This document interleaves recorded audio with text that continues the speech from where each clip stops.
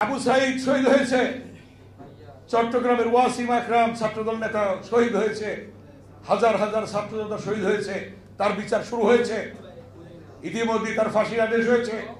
57 জন সেনা কর্মকর্তার হত্যার বিচার হবে এবং এর পরবর্তীতে আরো যাদেরকে গুম করেছে তার বিচার হবে, প্লট জালিয়াতির বিচার হবে।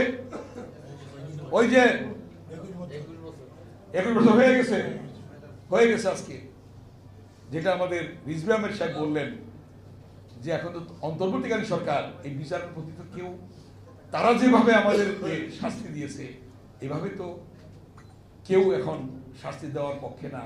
অন্তর্বর্তীকালীন সরকার, নিরপেক্ষ সরকার, তাদের মাধ্যমে বিচার হচ্ছে, সঠিক বিচার হচ্ছে। যে ফ্যাসিস্ট বলছিল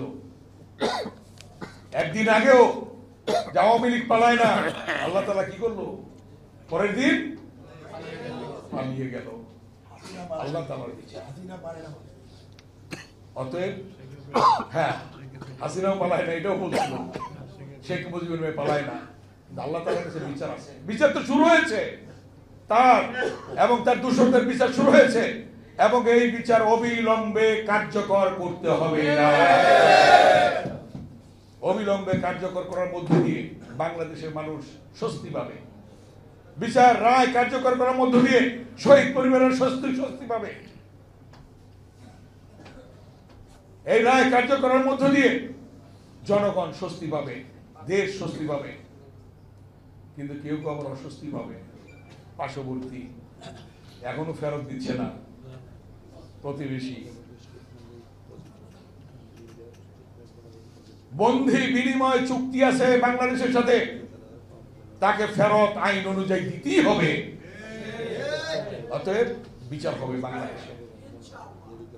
আপনারা জানেন সেই আপসীন নেত্রী বেগম খালেদা জিয়াকে কিভাবে মৃত্যুর পথে ঠেলে দিয়েছে।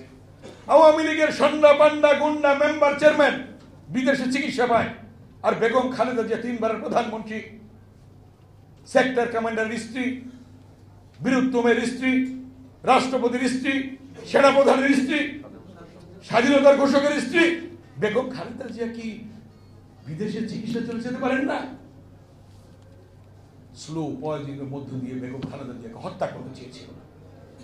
আজ তিনি অসুস্থ, হসপিটালে, কিন্তু আল্লাহ তাআলা তাকে বাঁচিয়ে রাখছে। ইনশাআল্লাহ সুস্থ হবে, আবার আমাদের মাঝে ফিরে আসবে। অতএব আল্লাহর বিচার আছে, আল্লাহর বিচার হচ্ছে। তাই যে উদ্দেশ্যকে, লক্ষ্যকে সামনে রেখে জিহাদ ডাক্তার মিলনরা, নূর হোসেনরা রক্ত দিয়েছে, বাংলাদেশকে গণতন্ত্রে ফিরিয়ে আনতে হবে। একদলীয় শাসন থাকবে না। বাংলাদেশকে গণতন্ত্রে ফিরিয়ে আনতে হলে নির্বাচনের বিকল্প নেই, নির্বাচন হতে হবে।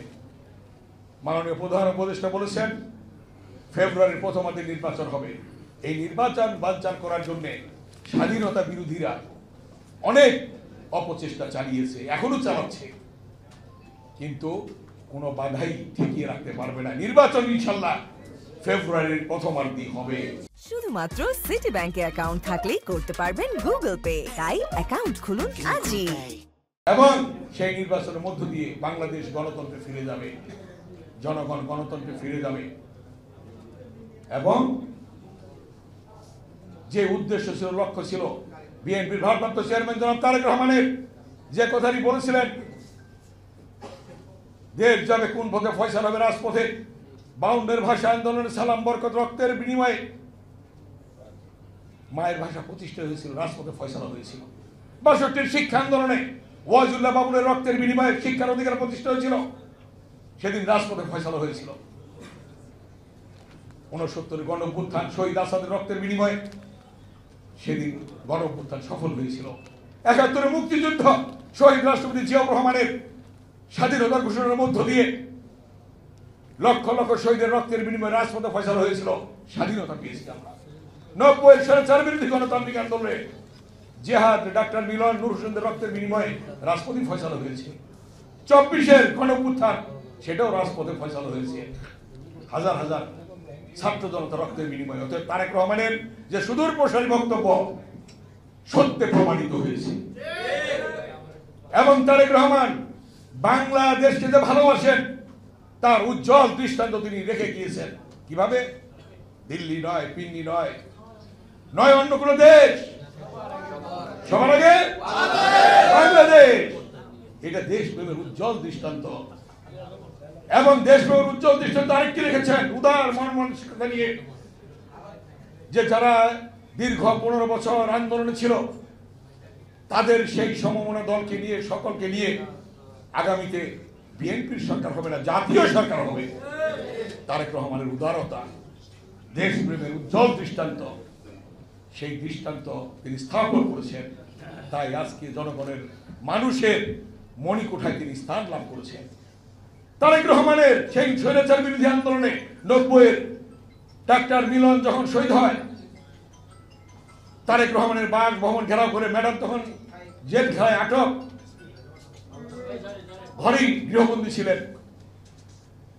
তারেক রহমানকে এরশাদের পেটো বাহিনীরা নির্মম ভাবে নির্যাতন করেছিল, লাঠি পেটা করেছিল।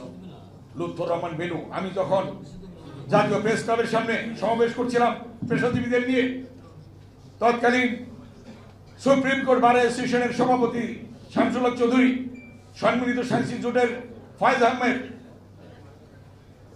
Doctors association of Bangladesh BMA সভাপতি প্রফেসর মাজেদ, ডাক্তার মাজেদ সহ আমরা পেশাজীবীদেরকে নিয়ে সমাবেশ করছিলাম। লুৎফর রহমান বেনু 11টা ছবি এনে দিল আমার হাতে। আমি তখন বক্তব্য রাখছিলাম, ছবিগুলির মধ্যে দেখলাম যে কালো দাগ তারেক রহমানের পিঠে। কি জন্য আক্রোশ? যখন আমরা স্বৈরাচার বিরোধী আন্দোলন করি, সর্বদলীয় ছাত্র ঐক্য গঠন করার মধ্য দিয়ে বিভিন্ন কর্মসূচি প্রণয়ন করি, তখন বেগম খালেদা জিয়ার কাছ থেকে ছোট ছোট চিরকুট এনে এবং আনুষঙ্গিক যা দরকার সেগুলো আমাদেরকে উনি দিয়েছিলেন। এইগুলি স্বৈরাচার এরশাদ খবর পেয়েছিল, যার জন্য তারেক রহমানের উপরে নির্যাতন হয়েছিল। কিন্তু তিনি তো পিছপা হন নাই, তাকে নির্বাচনে রাখা হয়েছে, সেখান থেকেই নেতৃত্ব প্রদান করেছে। এই নেতৃত্বের মধ্য দিয়ে আজকে বাংলাদেশে অন্তর্বর্তীকালীন সরকার হয়েছে, খুনি ফ্যাসিস্টের পতন হয়েছে। তাই আজকে নির্বাচন হবে, ইনশাআল্লাহ বিএনপির ভারপ্রাপ্ত চেয়ারম্যান জনাব তারেক রহমান দেশে ফিরে আসবেন এবং সেই নির্বাচনে বাংলাদেশে জনগণের ভোটে জাতীয় সরকার হবে ইনশাআল্লাহ। সেটা হবে খালেদা জিয়ার নেতৃত্বে, তারেক রহমানের নেতৃত্বে ইনশাআল্লাহ। তাই আজকে সর্বশেষ আমি বলবো যে ডাক্তার শামসুল আলম খান মিলনের যে স্বপ্ন ছিল, জিহাদের যে স্বপ্ন ছিল, সেই স্বপ্ন বাস্তবায়নের জন্য সকলে ঐক্যবদ্ধভাবে যারা আন্দোলনে ছিলেন তাদের ঐক্য প্রয়োজন। আর না হয় ফ্যাসিস্টরা সুযোগ পেয়ে যাবে।